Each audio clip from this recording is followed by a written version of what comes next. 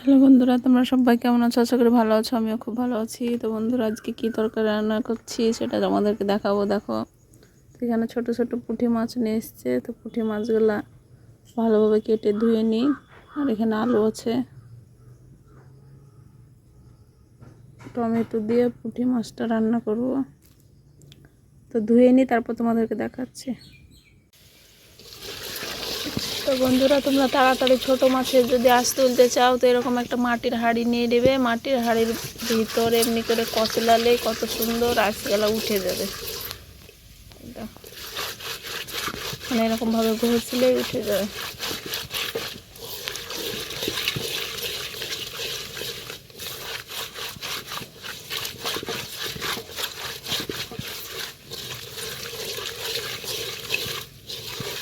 আমি ধোয়ার পর দেখাচ্ছি তোমাদেরকে।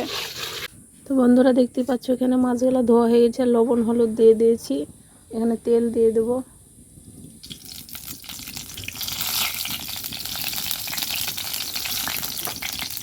আর আগে তো আমার আলুটা ভাজা হয়ে গেছে।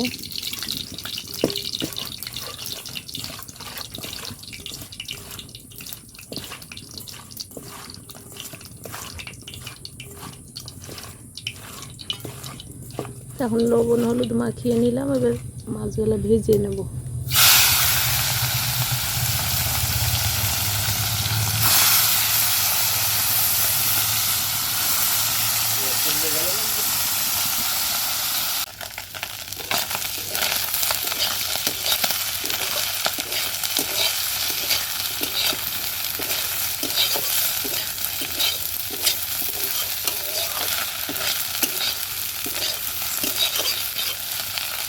তো বন্ধুরা, এটা আমার পুঁটি মাছ ভাজাটা হয়ে গেছে। এখন নামিয়ে নেব।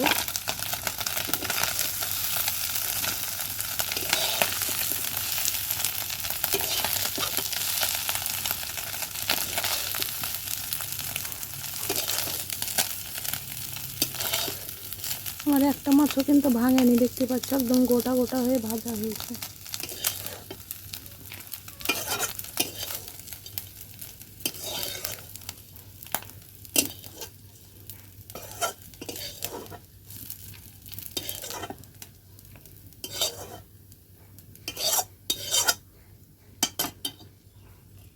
এখন আমি টমেটো দিয়ে আলু তরকারিটা বানাবো। তেল দিয়ে দিলাম।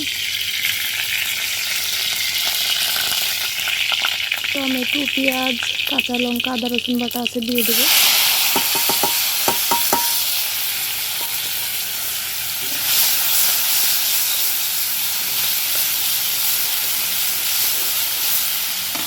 আলুগুলো দিয়ে দেবো, একসঙ্গে ভাজা হয়ে যাবে।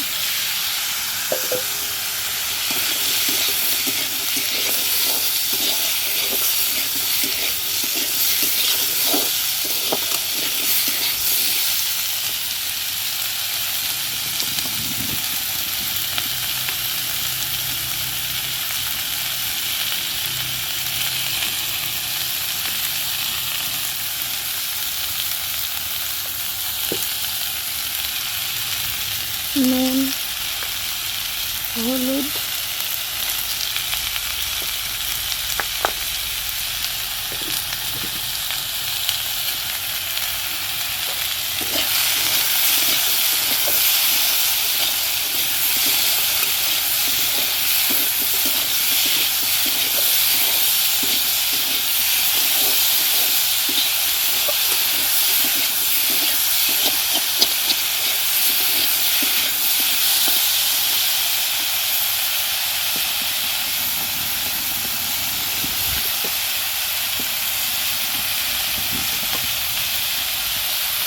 কালো জিরে আছে, এটা দেখি।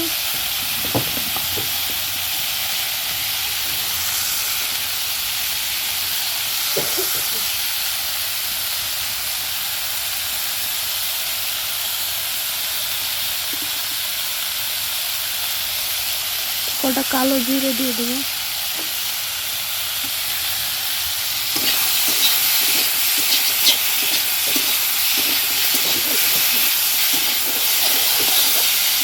কালো জিরে দিয়ে একটু পাতলা ঝোল করবি, তাহলে কালো জিরা দিয়ে ঝোলটা করলে না তরকারিটা অনেক টেস্ট হয়।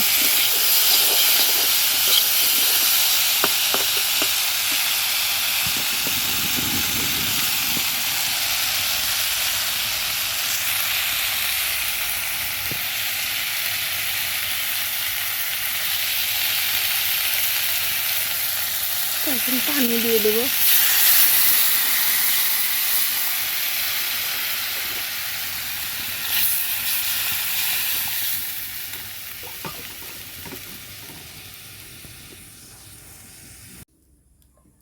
বন্ধুরা দেখতে পাচ্ছ হয়তো আমার আলুর তরকারিটাও হয়ে গেছে, সব তরকারিগুলোও হয়ে গেল। আজকে আমি তো ভিডিওটা এখানে শেষ করছি, একদম গলা টলা বসে শেষ।